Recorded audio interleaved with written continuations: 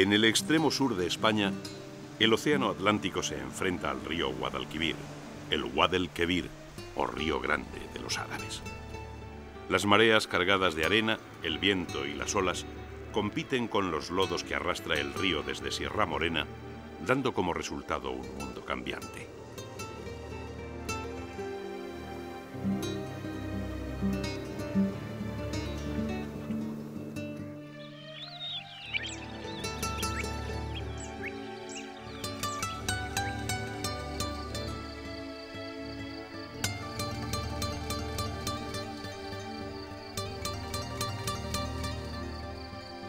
Este universo biológico de distintos complejos ambientales es desde 1969 el Parque Nacional de Doñana, un refugio para las aves migratorias de toda Europa.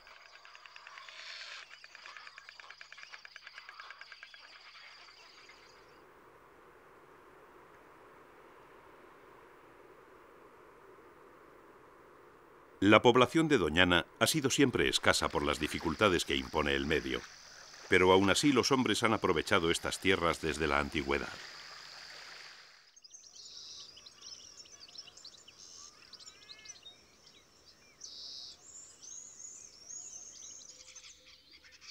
Durante siglos fue un excelente terreno de caza para los nobles españoles, desde Alfonso X el Sabio, allá por el año 1262, hasta el rey Alfonso XIII. Pero fue la hija de la famosa princesa de Éboli, doña Ana Gómez de Mendoza, la que se retiró aquí a vivir, y a partir de entonces empezaron a conocerse estos terrenos como el bosque de doña Ana.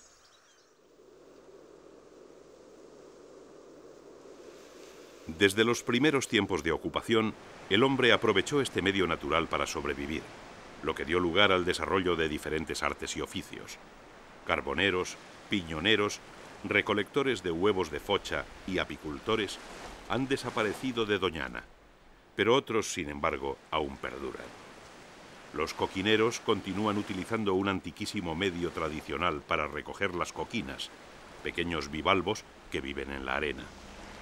Caminando de espaldas, revuelven el fondo con los pies, desenterrando las coquinas que entran en el rastrillo y la red que los pescadores arrastran atados a la cintura.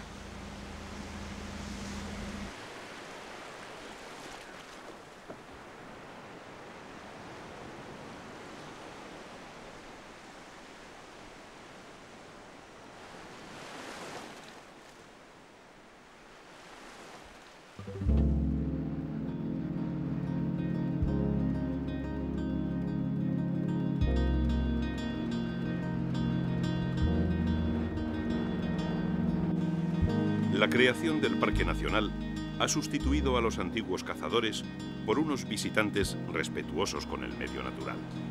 Más de 250.000 turistas visitan anualmente Doñana, aportando unos ingresos que revierten en el cuidado y conservación del área protegida.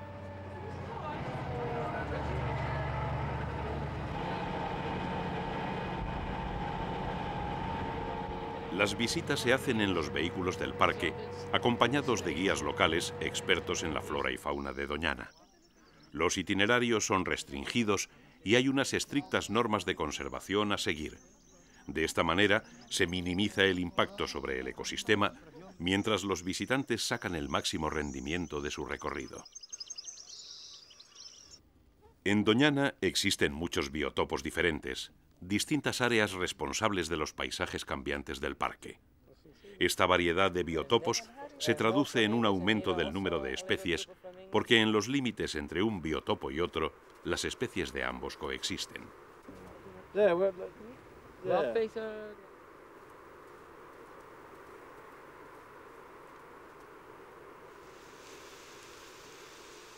Toda esta diversidad ambiental se debe en sus orígenes a la lucha entre el Océano Atlántico y las tierras que baña el río Guadalquivir. De este enfrentamiento milenario surgen los tres complejos ambientales de Doñana: la marisma, el matorral o sistema de dunas fósiles y este que abarca la playa y el sistema de dunas móviles.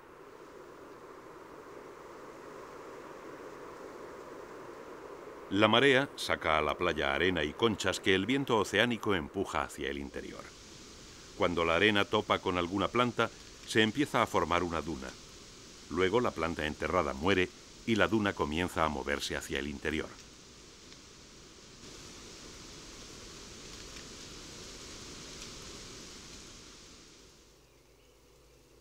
Las dunas móviles forman cordones o trenes dunares que avanzan entre 5 y 6 metros al año en sentido perpendicular a la línea de costa. Entre dos trenes dunares aparecen los corrales como oasis de vegetación en el mundo de las arenas. Las pequeñas manchas de pino piñonero contribuyen a mantener algunos animales en este aparente desierto. Más allá, entre la arena blanca de las dunas, aparece un mundo árido donde la vida parece no existir. Y sin embargo, las apariencias engañan.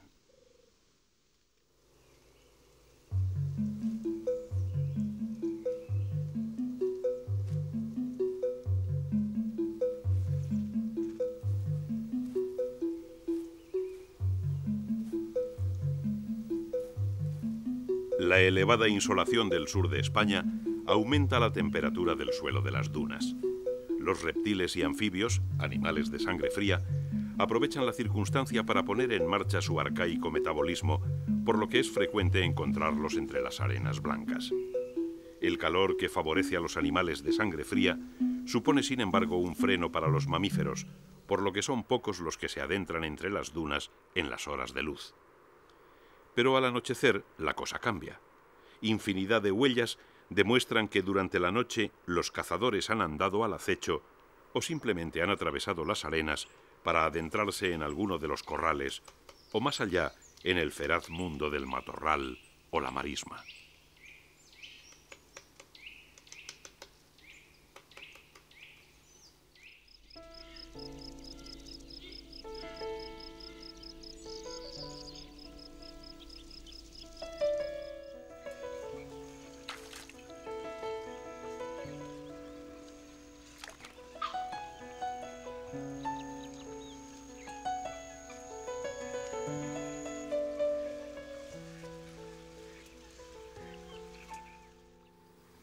La marisma es, desde el punto de vista biológico, la zona más importante de Doñana y, desde luego, la de mayor productividad, es decir, la que da lugar a mayor cantidad de materia viva por unidad de tiempo y superficie.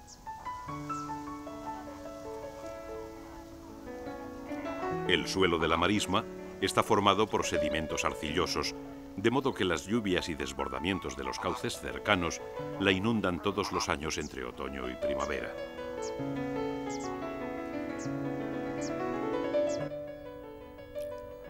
Es, por tanto, un sistema que depende extremadamente del agua y que sufre una transformación estacional que marca en gran medida el pulso de todo el parque. Porque la marisma pasa de ser un lago en invierno a una fértil pradera en primavera y, por último, en verano se convierte en un terreno abrasado por el sol y la falta de lluvias.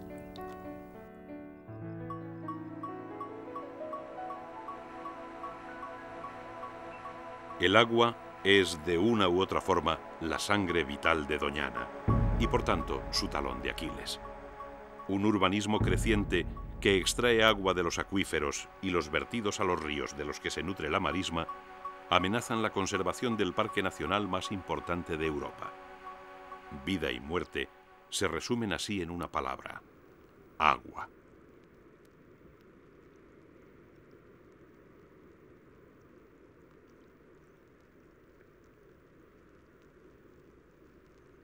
Las orillas del Guadalquivir son uno de los pocos lugares del parque que aguantan con agua el estiaje. Los cangrejos boca, una especie de cangrejo violinista, aprovechan los limos que el río baja de Sierra Morena para alimentarse.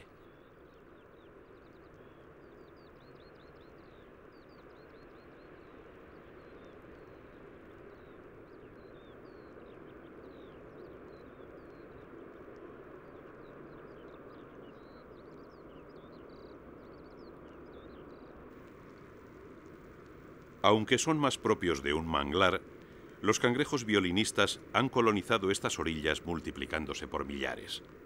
Los machos tienen una de las pinzas desproporcionadamente grande y de color blanco que utilizan durante el cortejo para atraer a las hembras o bien para intentar persuadir a los otros machos de que no invadan su territorio.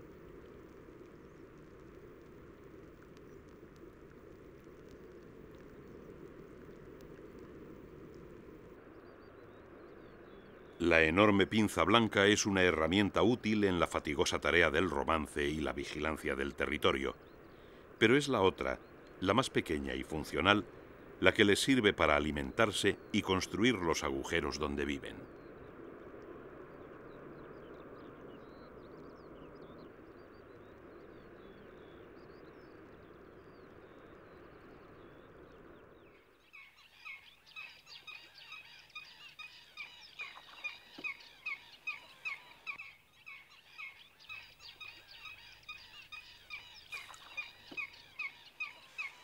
Con la llegada de la primavera, Doñana se convierte en un hervidero de vida. En este periodo se produce abundante fitoplancton que hace proliferar toda la cadena biológica del agua. La vegetación crece y los animales, desde los peces hasta los mamíferos, y de forma especial las aves, acuden por millares.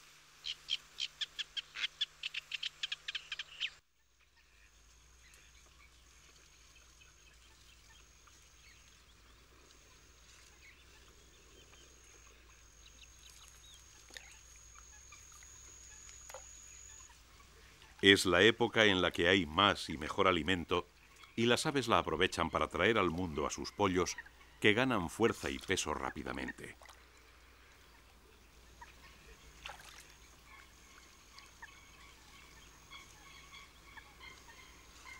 Bajo el atento cuidado de sus progenitores, los pollos van aprendiendo a valerse por sí mismos. Las algas y los brotes verdes son la dieta principal de fochas y pollas de agua. Hasta que sus crías aprenden a sumergirse, serán los adultos los que buceen hasta el fondo de las charcas en busca del alimento.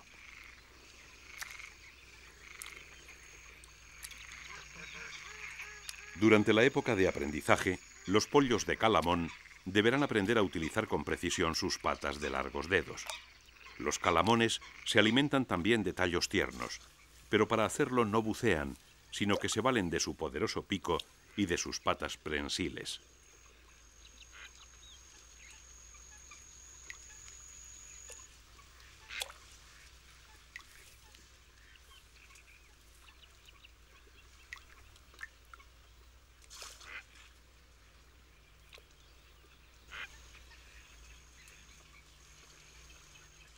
Esta tarea, fácil para el adulto, exige un esfuerzo considerable a los pollos.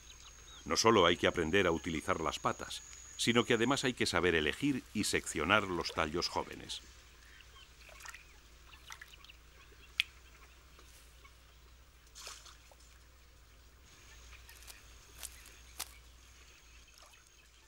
Como las fochas y las pollas de agua, también los calamones recurren a la experiencia de sus padres y dependerán de ellos durante los primeros días de su vida. Y no solo a la hora de alimentarse. También de ellos aprenderán cómo y dónde esconderse de los depredadores del cielo de la marisma.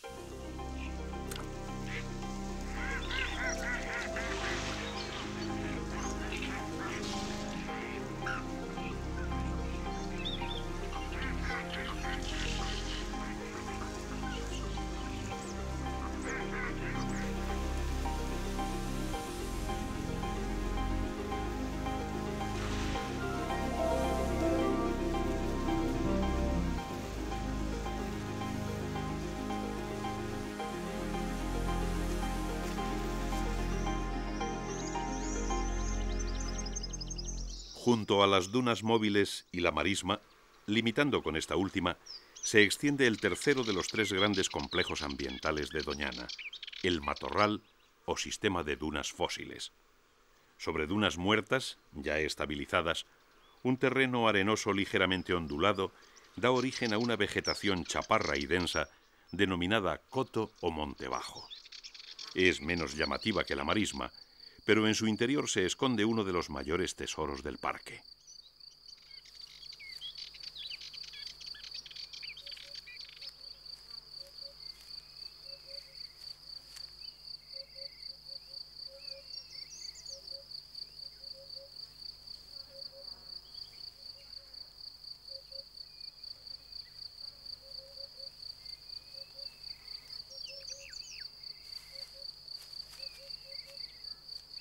El lince ibérico es una especie distinta a la del resto de Europa.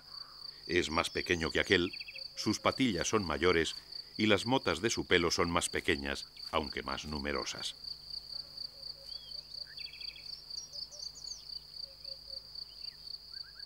Por desgracia, el lince se encuentra gravemente amenazado.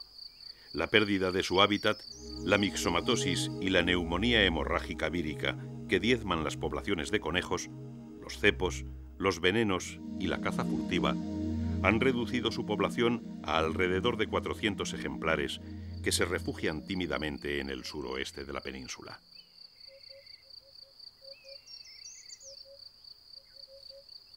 El mayor de los felinos españoles encuentra en Doñana uno de sus mejores refugios y ejerce en el conjunto del coto un papel fundamental.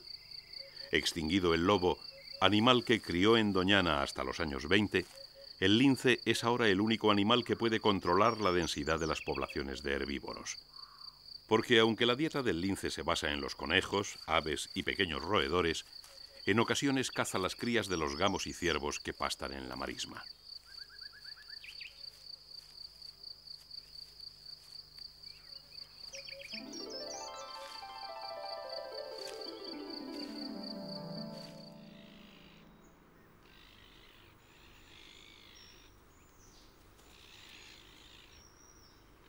El lince no es el único cazador del coto. El meloncillo recorre el matorral durante las horas del día en busca de pequeños mamíferos, aves, reptiles y anfibios, e incluso distintos invertebrados.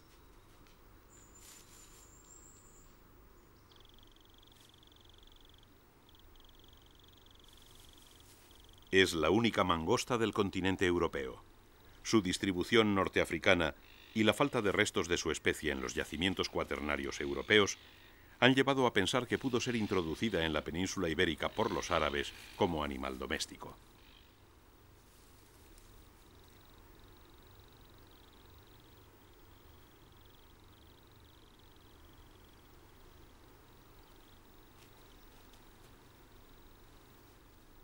Los sentidos extraordinariamente desarrollados del meloncillo lo convierten en un eficaz cazador. Tal vez por ello lo utilizaron los árabes como mascota que les librara de serpientes, ratones y ratas.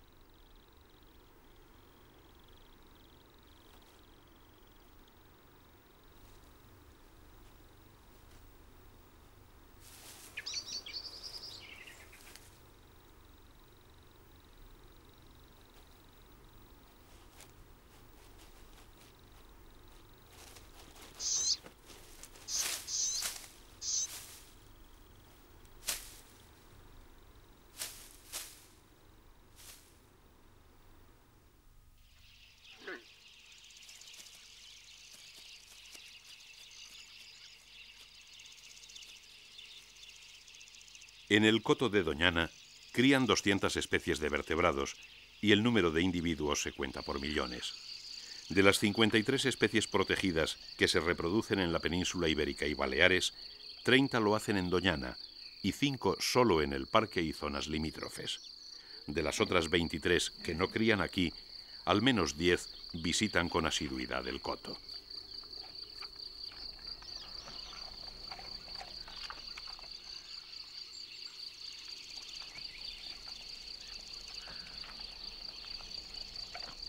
Esta riqueza zoológica se debe a 3 factores principales: En primer lugar, Doñana ha estado históricamente aislada y el hombre apenas hizo mella en sus tierras.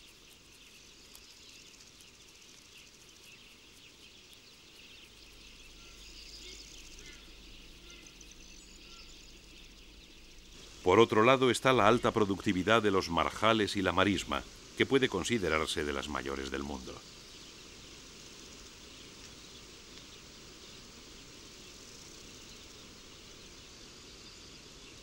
Y por último, influye de manera decisiva su situación entre el continente europeo y el africano.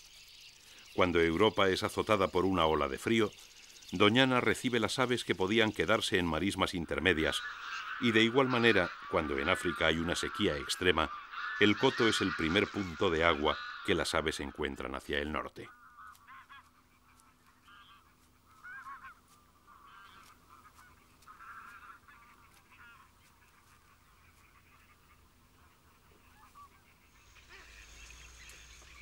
Esto atrae a la marisma de Doñana animales tan escasos como el ánsar campestre, la focha cornuda o el morito, el único ibis europeo.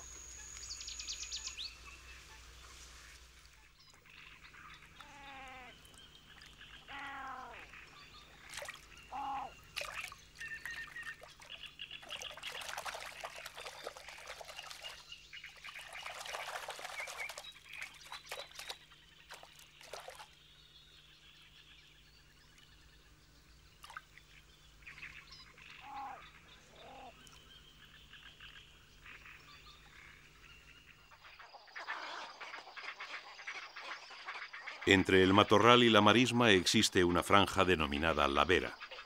Grandes alcornoques marcan su límite y en sus copas se congregan las aves de forma espectacular, por lo que a los árboles se les conoce como las pajareras de Doñana.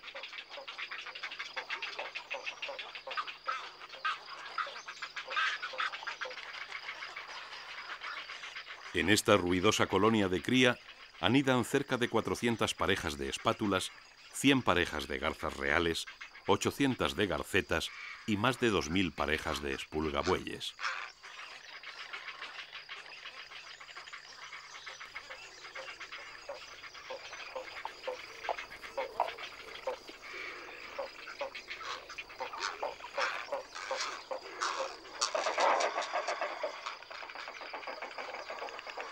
Las especies nidificantes se disponen en orden jerárquico. En la parte superior de las copas más altas anidan las garzas reales y las cigüeñas.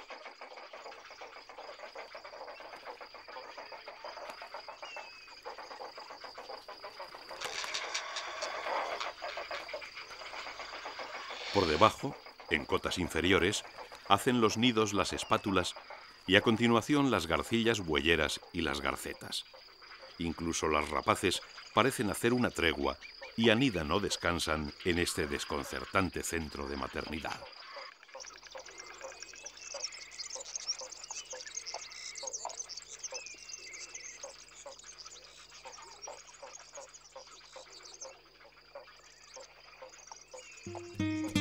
Para las aves migratorias de Europa, Doñana es un imprescindible centro de descanso y reavituallamiento. Para los científicos y naturalistas, una pieza clave en la naturaleza europea. Y para el visitante, el lugar que describiera Abel Chapman a principio de siglo. El coto de Doñana ha aparecido siempre como un fragmento de la soledad salvaje de África, arrancado y especialmente preparado para nuestro personal beneficio en este remoto rincón de Europa. Para nosotros, naturalistas y amantes de salvajismos extraños, Doñana representa nada menos que un paraíso en la tierra.